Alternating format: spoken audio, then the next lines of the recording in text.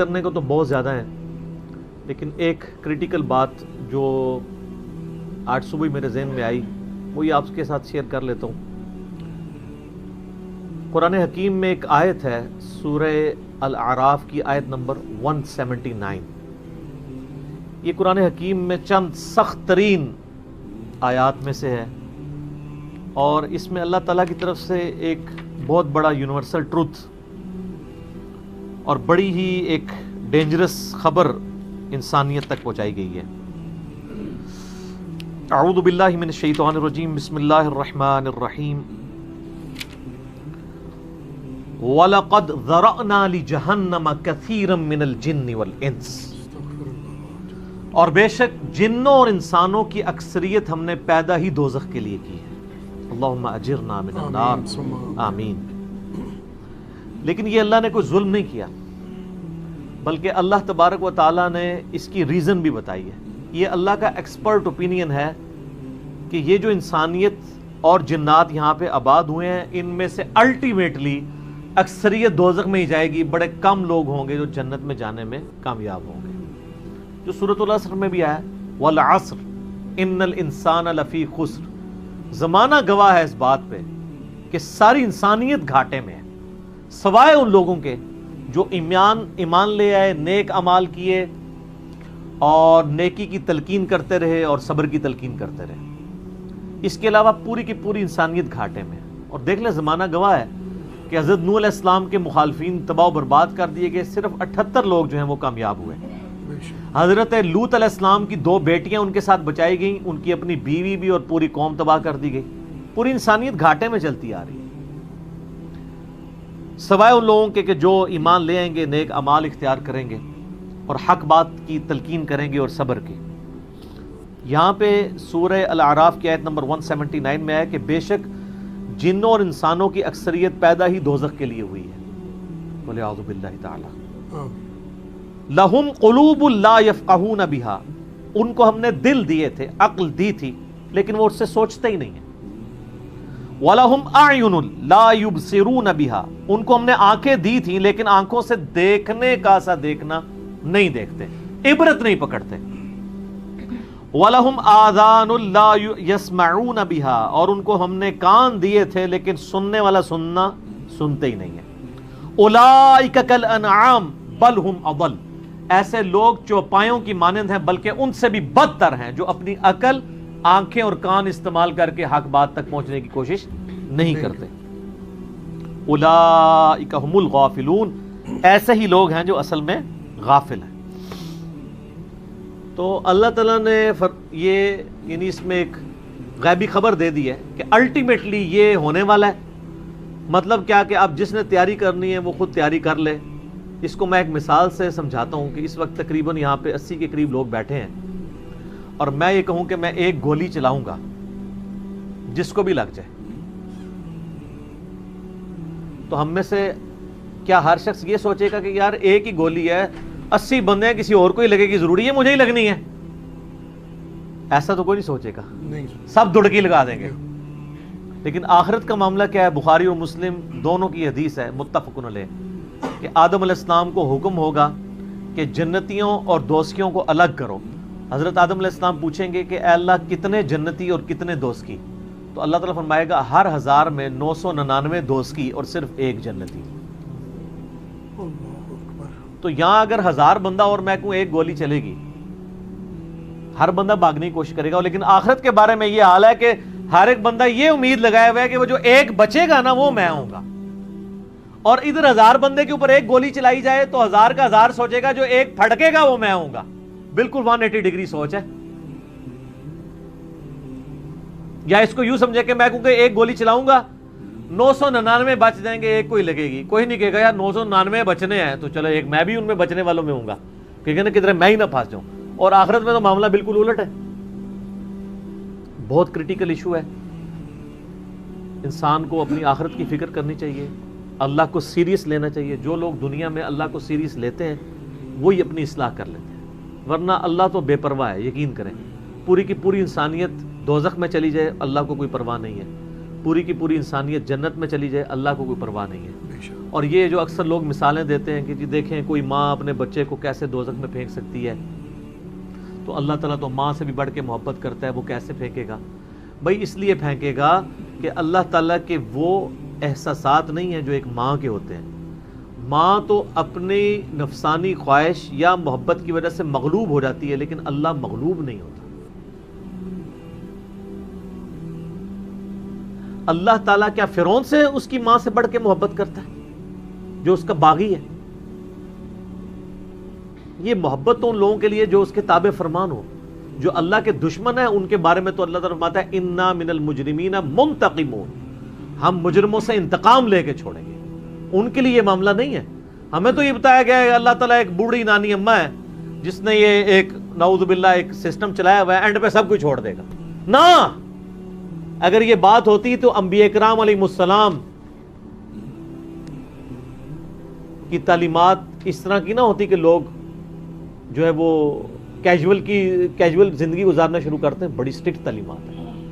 جامعہ ترمذی میں حدیث ہے کہ سیدنا عثمان غنی رضی اللہ تعالیٰ عنہ علیہ السلام کے بارے میں آتا ہے کہ وہ جب کبھی قبرستان جاتے تو اتنا روتے کہ ان کی داڑھی آنسوؤں سے تر ہو جاتی۔ تو اصحاب پوچھتے کہ آپ کے سامنے جب جہنم کا ذکر ہوتا ہے آپ پہ اتنی خشیت طاری نہیں ہوتی، لیکن قبرستان میں قبر کے سامنے یہ معاملات آپ کے ساتھ کیوں ہوتے ہیں؟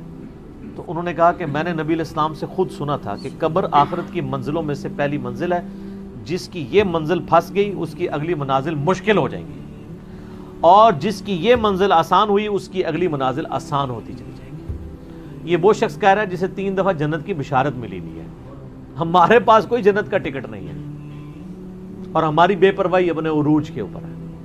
اسی کو پنجابی میں کہا جاتا ہے نا، عقل نہ ہوئے تے موجیں ہی موجاں، عقل ہوئے تے سوچیں ہی سوچاں۔ جسے عقل نہیں ہوگی وہ موجیں مارے گا کیونکہ اسے پتہ نہیں ہے نا، لیکن جسے عقل ہوگی وہ سوچے گا کہ یار یہ معاملہ تو بڑا خطرناک ہونے والا ہے۔ صحیح بخاری میں حدیث ہے، نبی علیہ السلام نے فرمایا آپ ایک جگہ سے گزرے، کچھ اصحاب آپس میں یعنی ہنسی مذاق کرتے ہوئے ہنس رہے تھے، تو آپ کھڑے ہو گئے، آپ نے فرمایا جو کچھ میں جانتا ہوں نا اگر تم جان لیتے تو بہت کم ہنستے، زیادہ رویا کرتے۔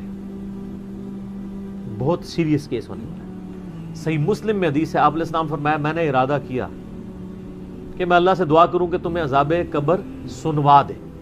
دکھانے والی تو کہانی ختم سر، سنوا دے، لیکن مجھے ڈر ہوا کہ اگر تم نے عذاب قبر سن لیا تم اپنے مردوں کو دفنا نہیں چھوڑ دو گے، ایسی خشیت تم پہ طاری ہو جائے گی۔ لیکن یہ اللہ تعالیٰ نے سب کچھ پردے میں رکھا ہوا ہے سر۔ صحیح بخاری میں حدیث ہے کہ میت جو ہے وہ چارپائی پہ کلام کرتی ہے، نیک میت کہتی ہے مجھے جلدی جلدی میری جگہ کی طرف لے چلو، اور جو بری میت ہے وہ چیخو پکار کرتی ہے کہ مجھے کہاں لے کر جا رہے ہو۔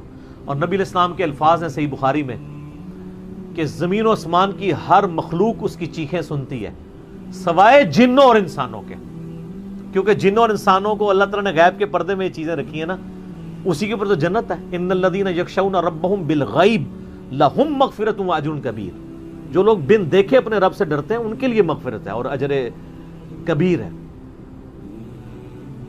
دیکھ کے تو سب نے مان لینا ہے، پھر سر اس سے بھی آگے اگر آپ چلے جائیں، صحیح بخاری میں یہ حدیث موجود ہے کہ جب میت کو سوالات کے جوابات نہیں آتے نا تو فرشتے اس سے پوچھتے ہیں کہ تجھے سوالات کے جوابات جو نہیں آئے یہ کیا معاملہ تیرے ساتھ ہوا؟ تو وہ کہتا ہے میں تو وہی کہتا تھا جو لوگ کہتے تھے، سن سنا کے سننی، ٹنی پڑھ پڑھا کے سننی نہیں۔ تو فرشتے کہتے ہیں تو نے خود پڑھ کے سمجھنے کی کوشش کیوں نہیں کی؟ پھر فرشتے اسے ایک گرز مارتے ہیں جس سے وہ زمین کے اوپر بالکل، جس کو کہتے ہیں نا پیرلل ہو جاتا ہے، زمین کے خاک بن جاتا ہے، اور اس کی جو گرز کی اگینسٹ اس کی چیخ و پکار ہے اس کو جن و انس کے علاوہ تمام مخلوقات سنتی ہیں۔ اگر یہ سن لیں تو ظاہر ہے یہ تو پھر انسان کے بچے نہ بن جائیں۔ یہ اللہ نے پردہ رکھا ہے، ورنہ تو آپ بڑے بڑے بزرگوں کو دفنا کے نکل رہے ہو نا، ان کے پردے جو ہے نا وہ جنازہ یعنی اس قبرستان کے گیٹ تک پہنچتے بھی ساری بزرگی کھل گئی ہو، دڑل کی بات پیچھے سے آ جائے، ٹھیک ہے، لوگ ویسے بزرگی کا دعویٰ بھی پھر چھوڑ دیں گے، وہ ڈرتے رہیں گے نا۔ تو یہ اللہ نے پردے رکھے ہوئے ہیں۔ تو اس عید کے اوپر میں یہی پیغام دوں گا کہ اللہ کو سیریس لیں، اور سیریس لینے کا پھر مقصد یہ ہے کہ یہاں پہ ہمارے سب کانٹیننٹ میں کیا ہوتا ہے؟ یہاں پہ وہ پی کے والا ہی کام چل رہا ہے، دکھلاوا ہی سارا کے سارا چل رہا ہے۔ سب کانٹیننٹ میں انڈیا، پاکستان، بنگلہ دیش، افغانستان کے اندر یہ ہے کہ اگر کوئی شخص خدا کی طرف راستہ بھی اختیار کرتا ہے نا، تو زیادہ زیادہ کیا کرتا ہے وہ کہ وہ کسی کی ماں مر گئی، کسی کا جوان بیٹا مر گیا، کسی کو کوئی بیماری آئی، وہ اللہ کی طرف لگتا ہے تو پہلے کیا کرتا ہے؟ داڑھی رکھ لیتا ہے، تسبیح پکڑ لیتا ہے، مسجد کی طرف آنا شروع کر دیتا ہے، اور اس مسجد کی طرف جو اس کے محلے کی مسجد ہوتی ہے، وہ ایک پریکٹسنگ مسلمان نہیں بنتا، وہ ایک پریکٹسنگ بریلوی یا پریکٹسنگ دیوبندی یا پریکٹسنگ اہل حدیث اور شیعہ بن جاتا ہے۔ اگر اس کے محلے کی مسجد بریلویوں کی ہوتی ہے تو وہ ایک پریکٹسنگ بریلوی بن کے سامنے آ جاتا ہے۔ ہونا ہی چاہیے کہ اب تم خدا کی طرف راستہ اختیار ہی کیا تو سب سے پہلے علم حاصل کرو۔ انما یخشی اللہ من عبادہ العلماء، اللہ کی خشیت تو اہل علم کو ہے۔ علم نہیں حاصل کرتے، جو جدھر لگا نا اسی طرف چل پڑتا ہے۔ ہونا تو چاہیے کہ آپ پہلے ہی دیکھیں کہ میں قرآن و سنت کا علم حاصل کروں، میں دیکھوں کہ یار کون سے نظریات درست ہیں، کن چیزوں کے اوپر اللہ تعالیٰ نے پکڑ کرنی ہے، کن چیزوں کے اوپر اللہ تعالیٰ نے فرائض میرے اوپر لگائے ہیں۔ وہ کوئی بھی علم نہیں حاصل کرتا، کوئی جدھر لگا ہے ادھر۔ ہمارے محلے میں نے بتایا کہ ایک پوری فیملی قادیانی ہو گئی تھی، یہ میری پیدائش سے پہلے کی بات ہے۔ صرف ان کے گھر اولاد نہیں ہوتی تھی، بچی پیدا ہوئی، وہ والد پہلی دفعہ گیا مسجد میں، وہ قادیانیوں کی عبادت گاہ تھی، وہ قادیانی ہو گیا، پوری نسل ان کی قادیانی ہے۔ یہ ہماری ٹوٹل تحقیقات ہے۔ ہمارے سب کانٹیننٹ کے معاشرے میں لوگ پریکٹسنگ اپنے فرقوں کے بنتے ہیں، علم حاصل نہیں کرتے۔ یہی وجہ ہے کہ پوری زندگی کبھی یہ نوبت ہی نہیں آتی کہ میں دیکھوں۔ حالانکہ دنیاوی معاملات کے اندر سب سے پہلے لوگ، کسی نے مکان بھی بنانا ہے نا، وہ کئی ٹھیکیداروں سے مشورہ کرتا ہے، کئی مٹیریل والوں کو ملتا ہے کہ کیا ہوتا ہے کہ وہ صبح مکان شروع کرا دیتا ہے، پوری فیزیبلٹی بناتا ہے، پوری پلاننگ کرتا ہے۔ لیکن ایک دین کے اوپر چلنا ہے جس کے لیے کوئی پلاننگ نہیں، کوئی فیزیبلٹی نہیں، جو جدھر لگا وہ لگ جاتا ہے۔ اس وجہ سے پوری زندگی لوگ نماز پڑھتے رہتے ہیں، ان کو یہ نہیں پتہ چلتا کہ نماز کا سنت طریقہ کیا ہے، اس کے اندر کیا کچھ پڑھنا ہے، اس کے کیا مسائل ہیں۔ کتنے شادی شدہ لوگ ملتے ہیں، بچے بھی جوان ہو چکے ہیں، ان کو غسل کا طریقہ ہی نہیں آتا ہوتا۔ تو علم بنیادی چیز ہے، اس کے اوپر بنیاد رکھیں، اس کے بعد جو ہے وہ آخرت کی طرف آپ کی رہنمائی ہوگی، لیکن علم کے بغیر کچھ بھی نہیں ہوگا۔ اس لیے میں اس عید کے موقع پر ریکویسٹ کروں گا، جہاں تک بھی ہماری بات پہنچتی ہے، کہ یہ سچائی کا پیغام سب سے پہلے اپنے اوپر لاگو کریں، پھر جاگو اور جگاؤ کی مہم شروع کریں، انسانیت کو بتائیں کہ کتنی بڑی مشکل میں وہ پھنسنے والے ہیں، کتنا بڑا معاملہ ان کے ساتھ ہونے والا ہے۔ اور یہ اتنا بڑا معاملہ ہے کہ یہ تو چوکوں پہ کھڑے ہو کے اور بڑی بڑی بلڈنگز کی چھتوں پہ کھڑے ہو کے اسپیکر فٹ کر کے لوگوں کو یہ بتانے کی ضرورت ہے۔